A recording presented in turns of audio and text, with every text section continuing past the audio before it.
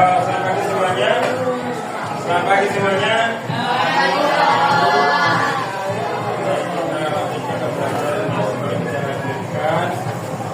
Kita berdoa menurut agama dan kebenaran kita masing-masing. Doa dimulai.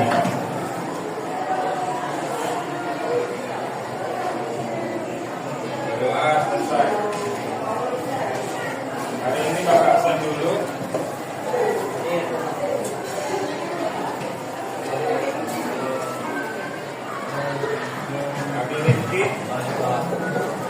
Dekat Santiago, Apatansa, Alfredo, Alif, Andini, Bagi, Anggun,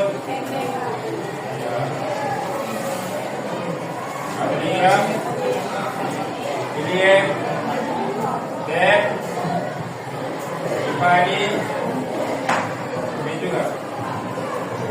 Elsa, Glenn, Petri, Kania, Asia, Sandy, Kevin, Asia, Leoni, Ika, Muhammad Yuda, Nadine, Riani, Rais, Resapa, Rizky, Salomo, Samuel, Peter, Rosabila, Wisnu, Destia.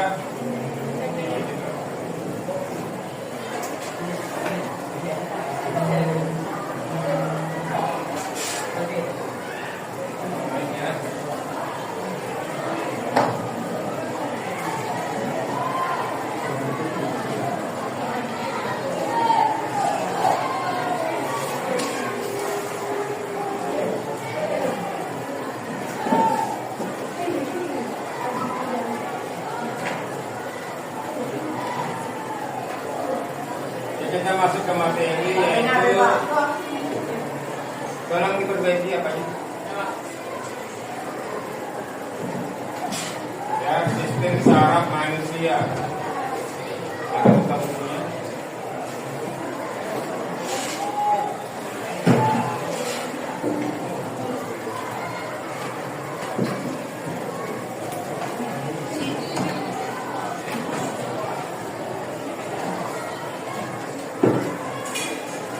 Baik, pada sistem saraf manusia ini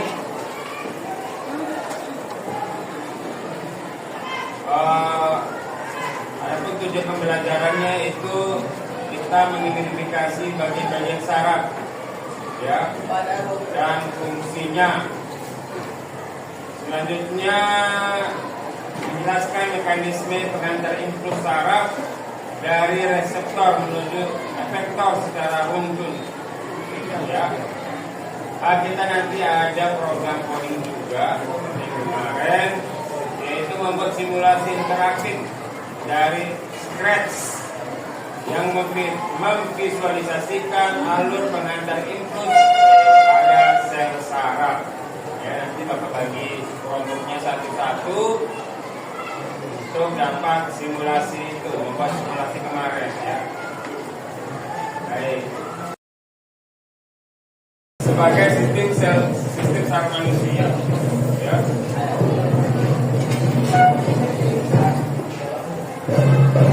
Ya, sistem saraf manusia bertanggung jawab untuk mengontrol dan mengkoordinasi semua bagian dari tubuh kita.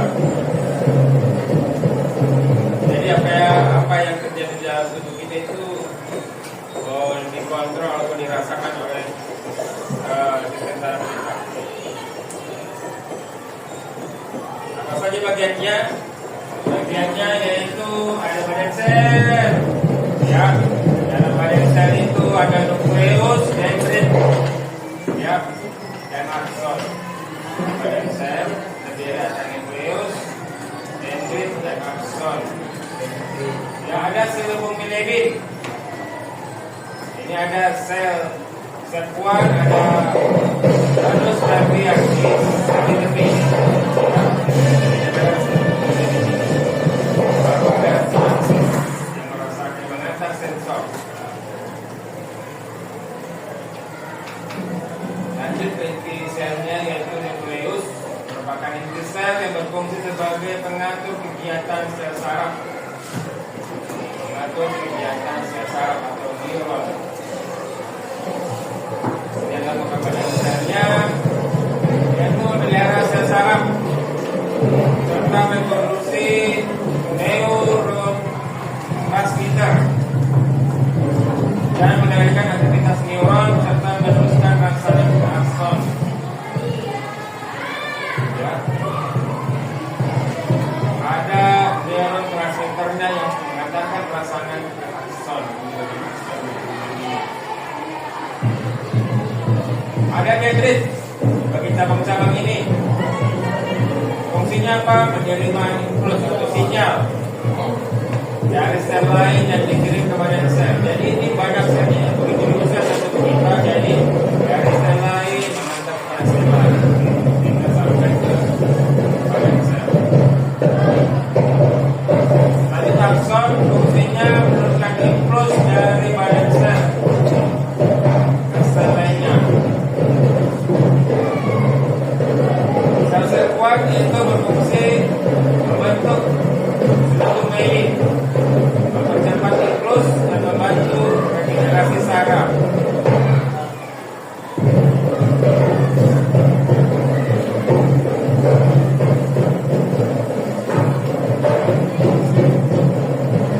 Ini ada jenis rangkaian yang berfungsi sebagai tempat masuknya ion di antara.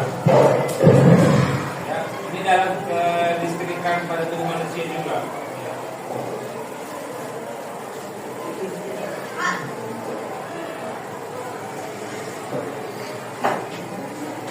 Mana?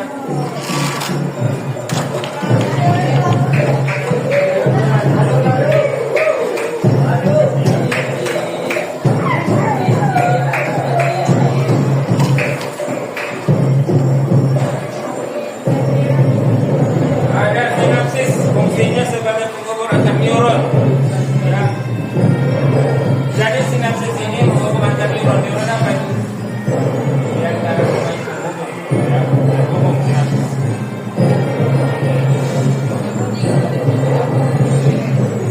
Yang lain. Jadi neuron berdasarkan fungsinya dibagi tiga. Ada neuron sensoris, mengantarkan impuls dari organ sensor ke pusat saraf. Selanjutnya neuron motoris, motorik, mengantar impuls dari pusat saraf ke organ motor, reseptor, seperti otot atau kelenjar. Bedakan ya, neuron sensoris dan neuron motoris. Sekarang neuron konektor itu menghubungkan satu neuron dengan neuron lainnya.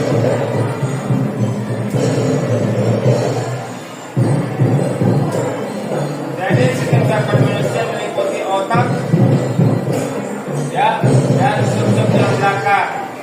Ini dipengaruhi dengan hormon juga ya sebenarnya. Baik otak maupun medula spinalis dilindungi oleh lapisan yang dinamakan meninges. Gerakan sadar dan lemah tubuh kita merupakan tanggung jawab otak, sedangkan gerak refleks dijadikan oleh medula spinalis ataupun sub-sub tulang belakang.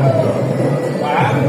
Jadi kalau itu gerak sadar yang diperintahkan itu diperintahkan oleh otak. Diperintahkan oleh otak. Sedangkan gerak refleks itu oleh sub-sub tulang belakang. Seperti tadi kita tersengat oleh api, waktu kita ambil tangan kita itu gerak refleks. Apa itu?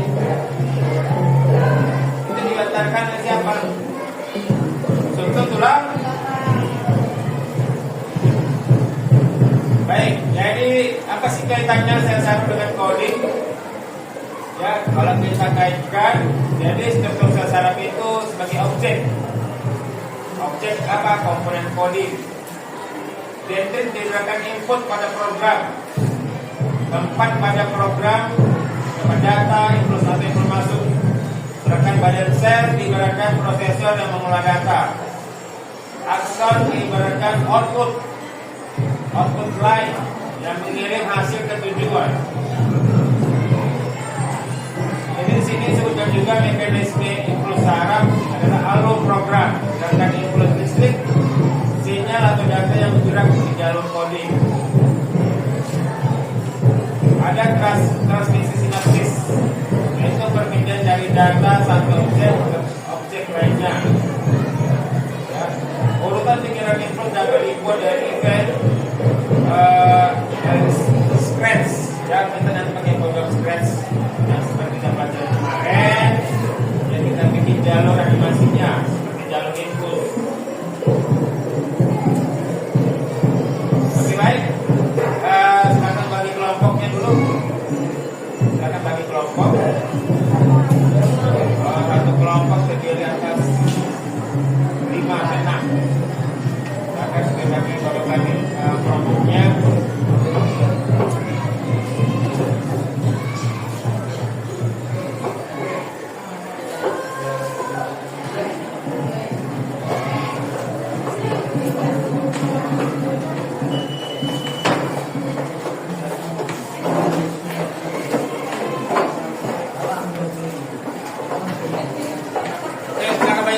Bagi kelompoknya. Kalau sudah promi di sini di kania, ini si apa?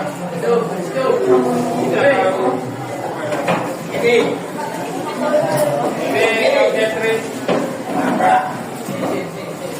Ini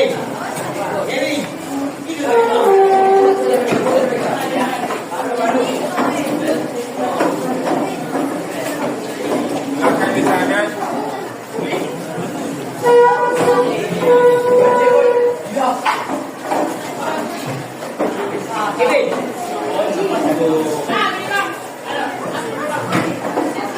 Yang mana nih Pak, Angel atau Album?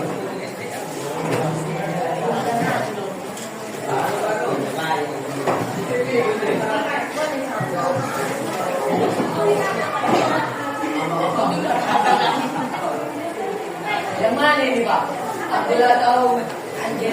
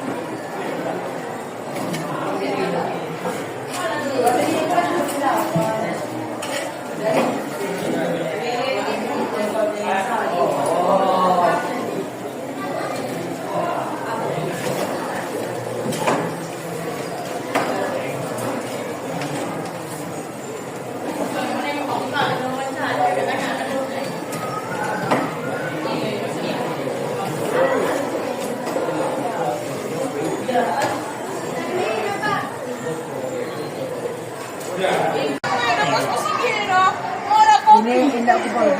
Indah aku boleh. Jadi ada makan. Indah aku boleh.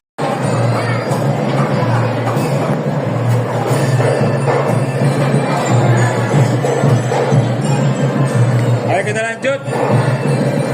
Baik, untuk presentasi silakan kelompok satu untuk presentasi.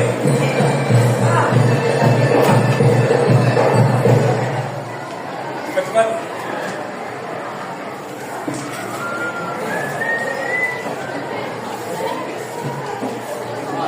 Apa namanya?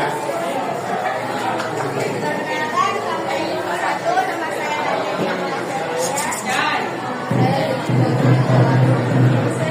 Di sini kami akan menunjukkan reaksi dari neuron dalam sistem coding.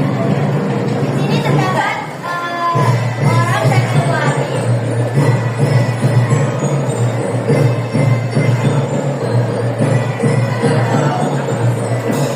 Orang tersebut akan mendekati api Tahu panas. dan bereaksi panas dan terluka. Ini reaksi dari neuron dalam sistem coding. Sekian penonton dari kami, terima kasih. Tepuk tangan.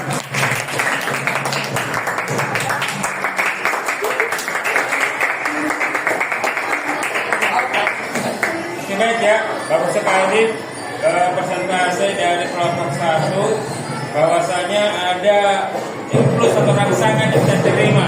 Jadi inilah merupakan gerak sadar atau refleks.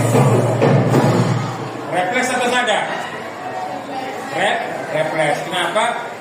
Karena dengan tidak sengaja dia menjauh dari titik api itu atau titik panas tersebut, ya, yang disalurkan dari otak atau sumsum tulang belakang. Sumsum tulang belakang. Seperti itu ya. Kita coba lagi simulasinya seperti ini. Ketika diklik spasi di codingnya, ketika diklik spasi, spreadnya bergerak. Tahu panas. Dan menyatakan respon panas dan langsung menjauh. Seperti itulah hubungan simulasi daripada sistem saraf dan coding. Sudah dapat dipahami?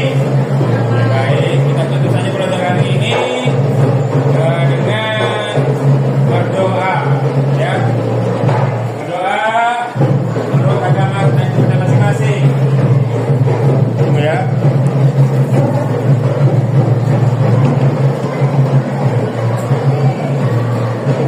Baik,